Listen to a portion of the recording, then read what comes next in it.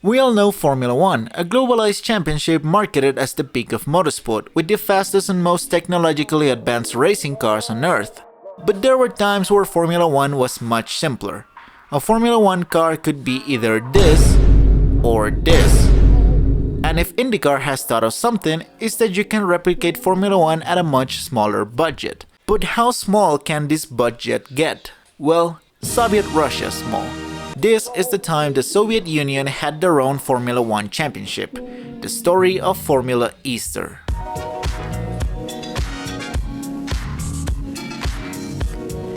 In 1963, the Polish Automobile and Motorcycle Federation wanted to promote regulated racing in the region. At the time, the Soviet Union thrived in motocross, with many riders competing on the international stage. 2. The new championship had to promote national pride. Drivers wouldn't represent teams but their countries.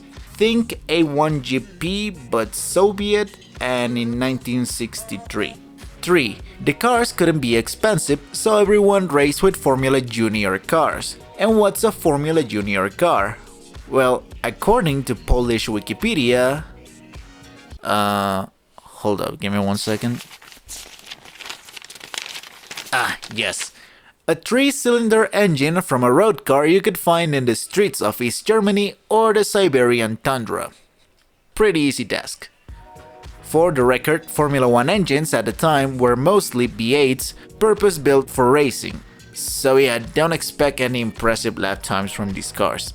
So why am I telling you all of this? Well, mostly because it's the start of the championship, and just like I did with NASCAR, I also have to tell you this. But the good and most interesting part comes from 1972 onwards, so time to time travel to 1972.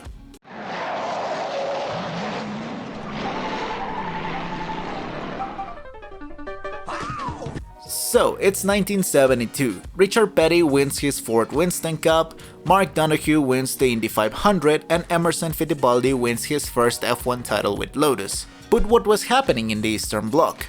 Well, as the Soviet Union locked itself away from the West, Formula Easter became the perfect spot for Eastern European racing teams to show their work. With limited resources, teams relied mostly on Lada engines, sometimes sourcing parts from places like Cuba or Vietnam. And who's the first Formula Easter champion?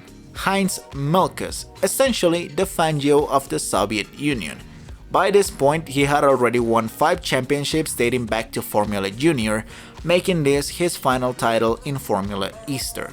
The cars obviously evolved over time, going from this to this. And to give you an idea of just how fast these cars were, here's a lap by Formula Mevchenko in a Formula Easter car.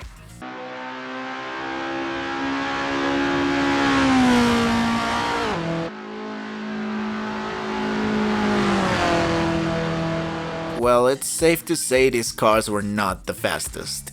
In fact, during this lap, the highest speed achieved was 165 km an hour, which in freedom units is about 100 miles per hour, meaning it's much slower than the Jaguar XK120 from the 1950s. For comparison, here is Sir Hugh Janus in a Formula One car of the same era.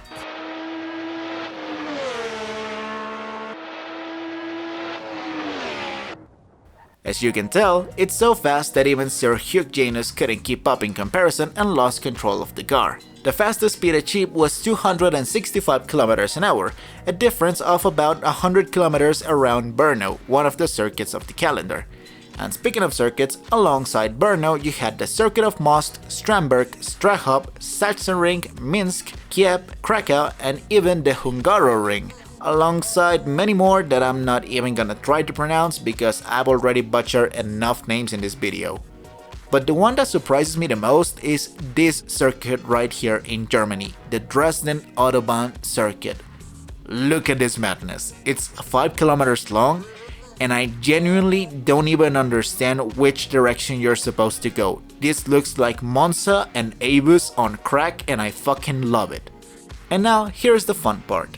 The Friendship Cup of Socialist Countries. Honestly, that would be a story for another video, but it's basically Ladas and random street cuts. It's basically a touring car championship. Czechoslovakia won it every year, and that's about it. But this highlights a bigger issue Formula Easter also had. Cars sometimes took up to 4 years to complete due to sourcing parts from across the Eastern Bloc and even outside of Europe. Except for one country, Estonia. Estonia was more open to the Western influence, using technology from the United Kingdom. And you know who was in the United Kingdom dominating F1 in the 80s? Yep, you guessed it, Bravo. Okay, let's cut them some slack. Information didn't travel fast back then. Estonia built the Estonia 20 and 21 inspired by the Lotus 81, and just like that, Estonia became the Ferrari of Formula Easter. These cars achieved 3 wins, 8 podiums, 1 pole and 1 title, which says a lot about the level of competition in the Soviet Union. Now, to be completely honest with you, finding information for this video wasn't easy. Sources are scattered in languages I don't understand, and I had to rely on Google Translate a lot. Even basic stats like top speed vary between 140, 170 and 200 kilometers an hour depending on where you look, so take everything with a grain of salt. But what is clear is that this championship existed in a time where Formula 1 was incredibly popular, and many countries wanted their own version of it. There were even plans for a Soviet Grand Prix in the 80s, but political tension and money issues killed the idea, which is crazy because that could have changed everything. Formula Easter might even become the support race for it, and maybe it would have lasted longer, maybe even to the mid-90s. But it didn't, and now it's time to talk about the demise of Formula Easter.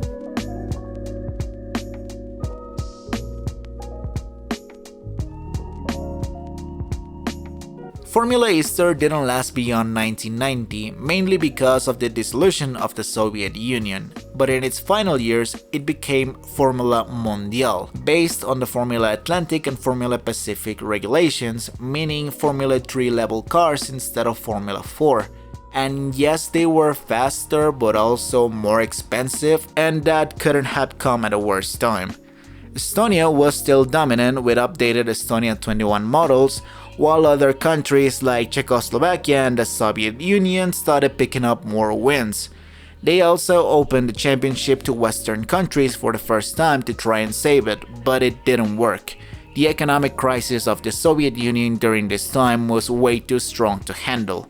At the time, Formula Mondial was also part of an early FIA idea of a World Cup of Motorsport, similar in concept to something like the Macau Grand Prix today, but it was dropped very quickly, and the lack of stability only accelerated the downfall of the series, which is sad, because it could have been something like a European IndyCar equivalent, but it wasn't meant to be. This is the story of Formula Easter, the Formula 1 of the Soviet Union. Now, this is usually the part where I start joking around, but honestly, I just want to say thank you. It's been around 3 months since the last video, and I'm very sorry for the delay. I've been busy with college and other stuff, and I couldn't really make videos I felt good about uploading. I really appreciate you watching and sticking around, and I'll try to be more consistent going forward, even though I've said that way too many times, so I'll try to actually do it for once. That's it. See you guys in the next video.